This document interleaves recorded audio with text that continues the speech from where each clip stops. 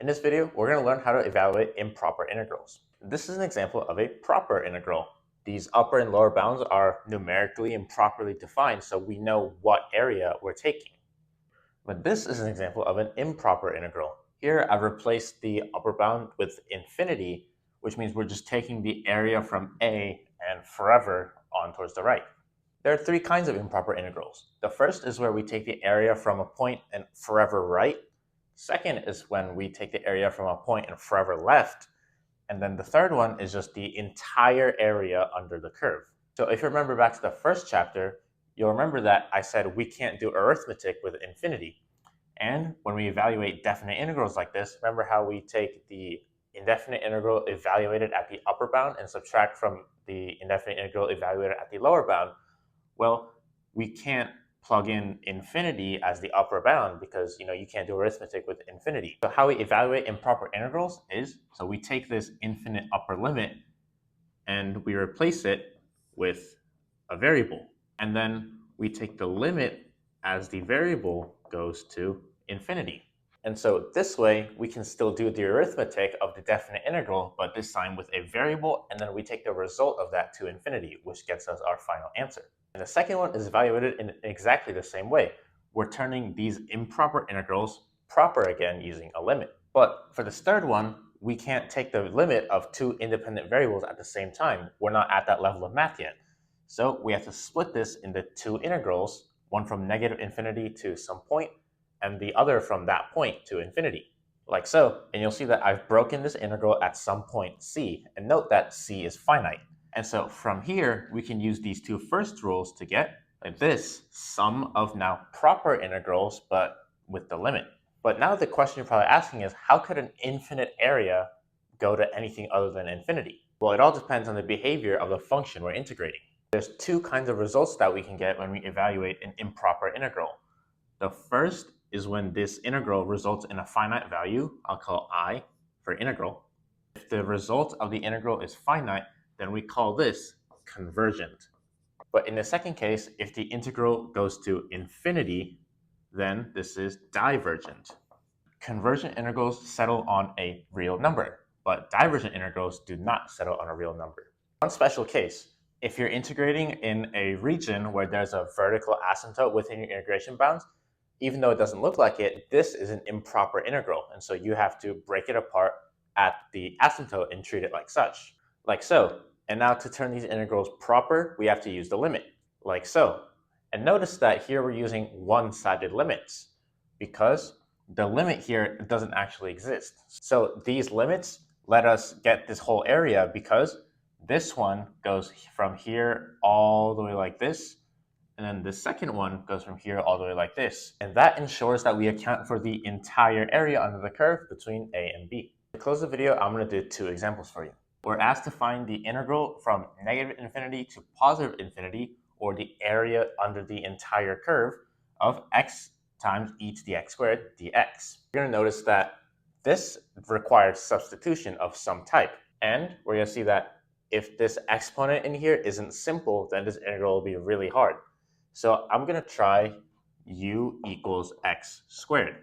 And differentiating, we see that du equals 2x dx, but here I have 1x dx.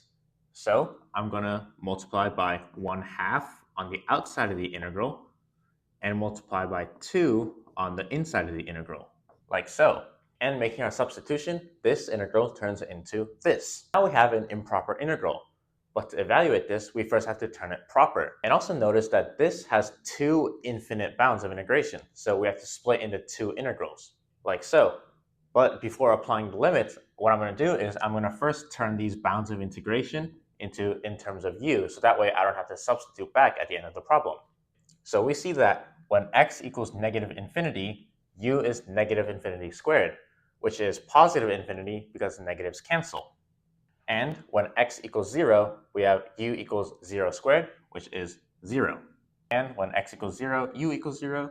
And when x is infinity, u is infinity squared, which is infinity, like so. But notice that infinity is larger than 0, but infinity is the lower bound. So what I'm going to do is I'm going to flip the bounds of integration by adding a negative, like so. But take a look at this. We don't actually have to evaluate any of this. We just know that it's 0. And why is that? Well, we have negative 1/2 integral from 0 to infinity e to the u du plus positive 1/2 integral from 0 to infinity e to the u du. This and this are the exact same thing. We have the positive and a negative, so of course they have to cancel, and so our answer is 0. This is the second problem that we're going to do, the integral from 0 to 1 of ln x over root x dx. So at first glance, this might not actually look like an improper integral, but if we take a look at the graph of ln of x, it looks something like that. And you'll see that there's a vertical asymptote at x equals 0. So it is in fact an improper integral. So recognizing this, we're going to have to use a limit in place of the 0 here, like so. And then I'm going to rewrite the integrand so it's a little clearer what we have to do. And now we see that this is an integration by parts problem because we have two functions being multiplied by each other. So I'm going to draw our box and remember this ranking order. X to the negative 1/2 is an algebraic, but ln x is a logarithmic. So ln x ranks higher, so u equals ln of x. And of course, dv equals x to the negative 1/2 dx. Differentiating u, we have du equals 1 over x dx. And integrating dv, we see that v equals 2 root x. Now with this box filled out, we can go ahead and solve, like so. Now taking a look at this integral over here, we see that this simplifies to integral from a to 1 to x to the negative 1/2 dx, which we can very easily integrate with the power rule, like so. I made the substitution, and now we can just go ahead and evaluate. I'm going to consider just this piece first. So we have the limit as a goes to 0 of 4 root x evaluated from a to 1. So this becomes the limit as a goes to 0 of 4 root 1 minus 4 root a. If I take a to 0, then this goes to 4 root 0, which is 0. And then the root of 1 is 1, so this is just 4, like so. Now we have to consider this part. So first, what I'm going to do is I'm going to evaluate from a to 1. Like so. And we can simplify this first term very easily because we know ln of 1 is 0, so all of this is 0. Now we're just left with this. And you'll see that when we try to direct substitute 0, we get 2 times 0 times ln of 0. But the ln of 0 is undefined, so that doesn't tell us anything about what this limit actually is. So we have to do more work. So to evaluate this, we're going to have to do some algebraic substitution and manipulation. Okay, so I'm going to introduce a new variable t.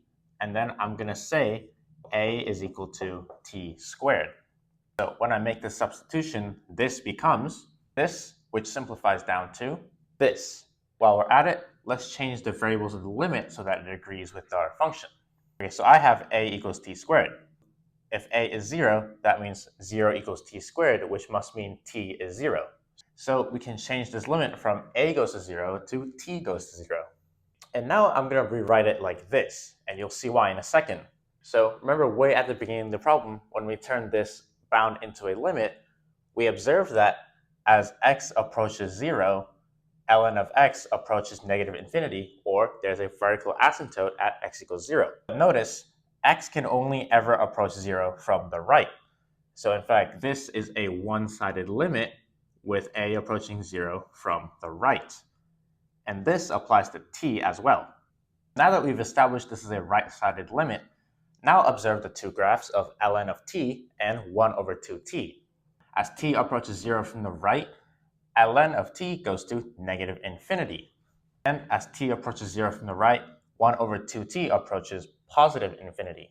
And look, when we do this direct substitution, we get infinity over infinity, which is an indeterminate form, which allows us to use L'Hopital's rule. So since we've seen that this is indeterminate by L'Hopital's rule, this is equal to the limit as t goes to 0 from the right of negative 2 times the derivative of ln t is 1 over t, all over the derivative of 1 over 2t is negative 1 over 2t squared. And this expression can be simplified like this. And here you see that this t cancels with one of these t's, which gives us the limit as t approaches 0 from the right of 4t, which we know is 0. We just found that this is equal to 0, simplifying to this, which is negative 4. And that is the area under the curve from 0 to 1 of ln x over root x.